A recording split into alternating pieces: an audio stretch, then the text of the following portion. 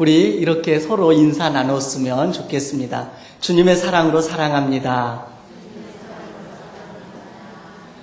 주님의 사랑으로 축복합니다.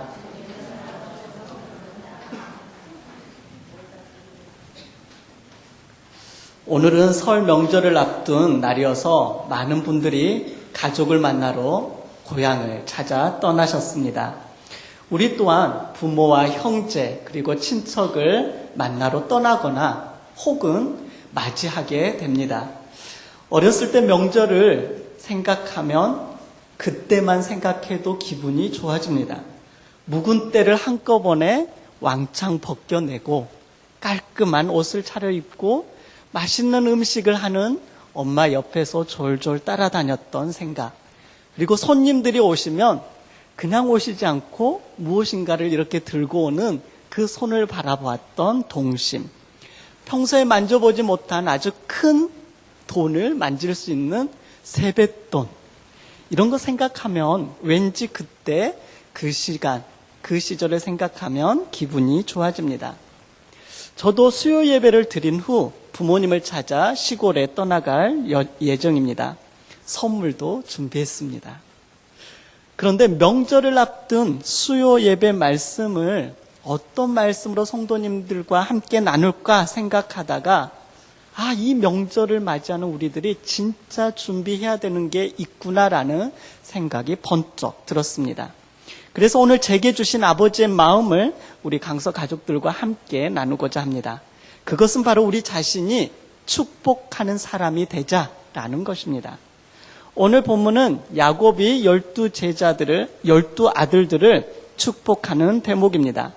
유대인들에게는 아름다운 전통 하나가 있습니다. 그것은 아버지가 세상을 떠나 자녀들을 이제 떠나서 하나님 나라에 가기 전에 자녀들을 축복하는 그러한 전통이 있었습니다.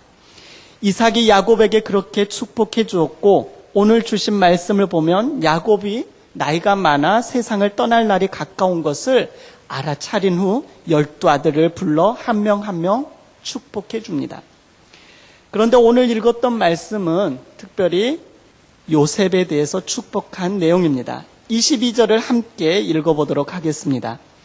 요셉은 무성한 가지, 곧 샘 곁에 무성한 가지라. 그 가지가 담을 넘었도다.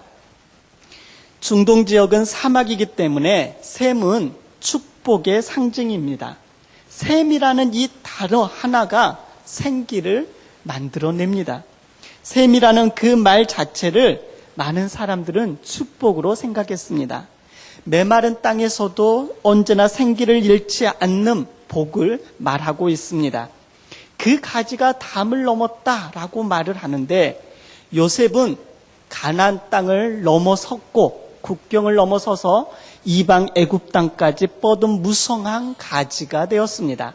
자신뿐만 아니라 민족과 주변 국가를 살리는 인물이 되죠. 24절에서 26절의 축복의 내용이 더욱 자세하게 나옵니다. 요셉의 팔은 힘이 있습니다.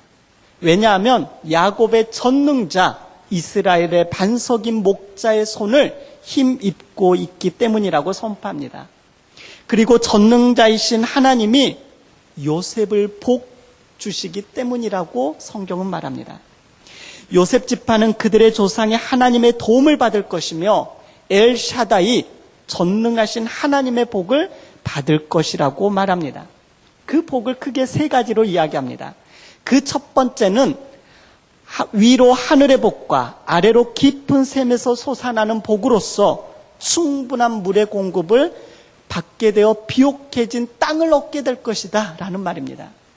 땅을 얻되 메마른 땅이 아니라 정말 비옥한 땅, 무엇을 심든지 잘 자랄 수 있는 땅을 허락해 주시겠다라고 말합니다. 두 번째는 젖가슴에서 흐르는 복과 태에서 비롯되는 복으로서 사람과 짐승의 풍요로운 출산을 뜻하고 있습니다. 세 번째는 그의 아버지가 빌어주는 다양한 복들이 태고의 산맥이 주는 복들이나 영원한 언덕이 주는 풍성함보다 더 클 것이라고 말합니다. 이 세 번째 복이 무슨 말인지 좀 이해가 안 되시죠? 이는 하나님께서 주시는 복이 가나안 사람들이 믿는 산을 믿었어요. 그리고 언덕의 신들이 주는 복들보다 훨씬 더 크다는 것입니다. 그 땅의 신들과 그 사람들이 믿는 언덕의 신들보다 하나님께서 주시는 복이 훨씬 더 크다는 의미가 이 문장에 숨겨져 있습니다. 야곱은 이 모든 복들이 형제들 중에 으뜸이 될 요셉에게로 돌아갈 것을 강조합니다. 야곱은 12지파, 12자녀들에게 각자의 분량대로 축복합니다. 아버지가 아들에게 해줄 수 있는 축복을 온 힘을 다하여 빌고 있습니다. 이것이 아버지의 마음이지요. 우리의 아버지 하나님은 어떠합니까? 하나님은 첫 사람을 창조하시고 제일 먼저 하신 일이 무엇인지 아십니까? 제일 먼저 하신 일이 남자와 여자를 창조하시고 제일 먼저 하시는 것이 바로 복을 빌었습니다. 창세기 1장 27절로 28절을 제가 읽어드리도록 하겠습니다. 하나님이 자기 형상, 곧 하나님의 형상대로 사람을 창조하시되 남자와 여자를 창조하시고 하나님이 그들에게 복을 주시며 하나님이 그들에게 이르시되 생육하고 번성하여 땅에 충만하라. 땅을 정복하라. 바다의 물고기와 하늘의 새와 땅에 움직이는 모든 생물을 다스리리라 하시니라. 첫 번째 하신 일이 그 사람들을 향하여 아담과 하와에게 복을 주셨습니다. 그리고 선포하셨습니다. 또한 하나님은 믿음의 조상 아브라함을 부르시고 그에게 복을 선포합니다. 하나님께서 아브라함에게 선포하신 복이 무엇입니까? 크게 7가지입니다. 와, 7가지나 될까라고 생각하시겠지만 들어보십시오. 너는 큰 민족으로 만들겠다. 내게 복을 주겠다. 내가 크게 이름을 떨치도록 하겠다. 너는 복의 근원, 복이다. 너를 축복하는 자를 축복하겠다. 너를 저주하는 자를 저주하겠다. 땅에 사는 모든 민족이 너로 말미암아 복을 얻을 것이다. 이렇게 7가지를 축복하시죠. 아브라함에게 복 주실 때 아브라함 혼자 복받아 잘 살기를 바라는 것으로 이렇게 선포하셨을까요? 마지막에 뭐라 하십니까? 땅에 사는 모든 민족이 너로 말미암아 복을 얻을 것이다. 너가 복덩이가 되고 복의 사람이 되어서 또한 주에 있는 많은 사람들과 민족들이 너로 인하여 복을 받게 될 것이다. 우리는 아브라함의 복의 계승자입니다. 아브라함이 이삭에게, 이삭이 야곱에게, 야곱이 요셉과 그의 자녀에게 복을 선포했습니다. 오늘 우리는 명절이 시작되는 이 시점에 수요 예배를 드리고 있습니다. 우리는 선물만 준비할 것이 아니라 복의 계승자로서, 복의 사람으로서 축복을 가지고 고향을 찾거나 아니면 내 집에 오는 자녀들이나 손님들에게 그렇게 복의 사람으로 맞이해야 할 것입니다. 성경에 나오는 축복의 장면들을 보십시오. 그 축복을 통하여 얼마나 믿음의 역사들이 일어났습니까? 예수님은 어린아이들을 축복하셨습니다. 굶주린 이들을 위해 오병이어 음식을 들고 축사하시고 그들에게 떼어주라 라고 말씀하셨습니다. 병자들을 향하여 복의 말씀으로 선포하셨습니다. 그리고 산상수훈에 시작될 때 첫 번째 팔복에 대해서 이야기하십니다. 십자가에 죽으시면서 같이 달려있는 그 사람들을 향해서도 축복하셨습니다. 그리고 자기 자신을 죽이는 수많은 사람들에게 오히려 그들을 향하여서 기도하셨습니다. 누군가를 축복한다는 것은 곧 그 사람의 삶을 위해 좋은 것을 말한다라는 의미입니다. 우리가 누군가를 축복한다는 말은 그 사람의 삶의 가치를 더해달라고 전능하신 하나님께 청한다는 의미를 갖습니다. 모든 사람은 하나님이 내려주시는 은총과 복을 원하고 갈망합니다. 우리의 주위에 있는 많은 사람들이 바로 이러한 축복, 하나님이 내려주시는 은총과 복을 원하고 갈망하고 있습니다. 그렇다면 누군가 그들을 향하여 축복, 복을 빌어주어야 하지 않겠습니까? 그러하게 우리는 축복하는 일을 시작해야 합니다.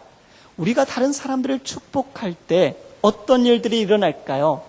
그들의 삶에 하나님이 임재하십니다. 그들이 힘을 얻습니다. 그들이 우리의 이 축복의 말로 인하여 치유함을 얻습니다. 그들이 기회를 발견합니다. 이 축복의 내용이 그대로 이루어지는 기도의 응답을 받습니다. 축복을 통해 나 자신이 특별한 사람이구나라고 깨닫게 되어집니다. 그들의 잠재력이 증대됩니다. 존귀한 삶이 되며 이 축복의 말을 통하여 그들의 사명을 발견하게 됩니다. 축복을 받으면 안정과 사랑을 느끼게 됩니다. 축복이 분노를 제거해 줍니다. 베드로 사도는 이렇게 말씀하셨습니다. 복을 빌라. 이를 위하여 너희가 부르심을 받았으니 이는 복을 이어받게 하려 하심이라. 복을 빌라라고 말씀합니다. 이를 위하여 너희가 부르심을 받았다. 명절, 이제 설 명절날 가장 귀한 유산인 우리의 자녀들을 그렇게 축복해 주십시다. 부모님과 형제들을 축복해 주십시오. 명절날 세뱃돈만 주는 것이 아니라 함께 우리의 자녀들과 손주들과 오신 손님들을 축복하십시다. 신년에 해야 할 가장 중요한 일 중에 하나가 바로 내 가족들을, 내 이웃들을, 내가 만나는 사람들을 축복하는 겁니다. 이제 다짐하십시다. 선물과 함께 우리가 가져가야 할 것은 축복하는 마음입니다. 쉽지 않습니다. 저도 오늘 하루 가운데 축복의 말도 들었지만 그렇지 않는 말도 들었습니다. 그리고 저도 축복하는 말도 했지만 그냥 툭 튀어나온 말이, 불평의 말이 상대방에게 이렇게 들어가도록 한 것도 생각이 납니다. 그래서 우리가 결심해야 됩니다. 나는 명절 동안 어떠한 상황이 되더라도 만나는 모든 이들에게 축복해야겠다. 하나님 저에게 축복할 수 있는 입술을, 마음을 허락해 주십시오. 기도해야 합니다. 말로 축복하기 어려운 그런 환경이 될 수 있을 것입니다.